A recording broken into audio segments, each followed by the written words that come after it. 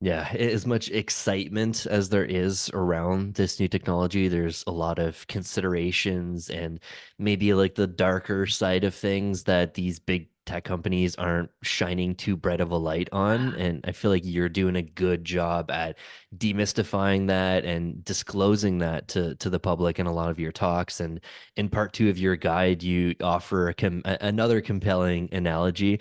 LLMs are like hot dogs. Understanding its complex and sometimes unsavory composition Yeah. is essential before deciding to take a bite of that hot dog. But many Yeah. often deliberately ignore what is inside that hot dog, mirroring this idea of like what you're talking about in part two. So like the key question now is like how do we get more people to care about what's in their hot dog, or how the LLM is built? How do we engage more people in this conversation about the ethical and the technical aspects of AI development? Oh my God, I love that question so much. And I've been joking, and I really might do this now, like, because I keep saying this, but I want to make t-shirts that just says what's in the data, because that's what it comes down to is, what's in the data set? What is it that we're consuming? And quite frankly, it's gross. It is all of the dark parts of the internet. Yeah.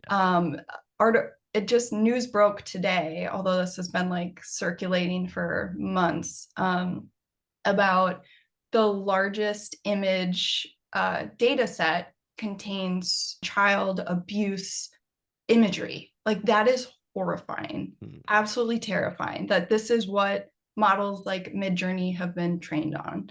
And it's a really important thing for people to be aware of in terms of like these bigger conversations around ethics, because part of the problem is the why are we here, why is this like happening, is because a couple years ago the researchers at OpenAI figured out that, oh, the more data we feed these things, the better they sound, the more human they sound, the more confident they sound, and any like bad stuff that comes out of it, we could just put guardrails in place so that it Mm. doesn't spew toxic hate speech and terrible things. But unfortunately, that means that these models essentially magnify all of the ugly parts of what it is to like live in a society, right? So all of those things live within these massive, uncurated, unconsented data sets. um yeah, it's very, very scary. Like the hot dog analogy is so perfect in my biased Mhm. opinion, because most people really don't quite understand what goes into something like ChatGPT or Midjourney today.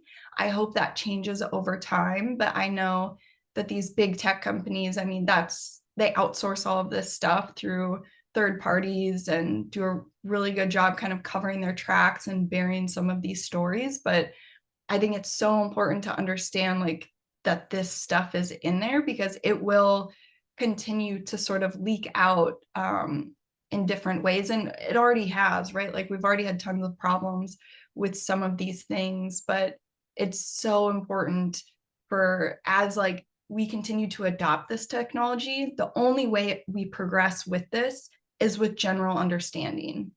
The public needs to have some rough fundamental grasp of what these things are even doing to feel comfortable using it or employing it in their work and their lives.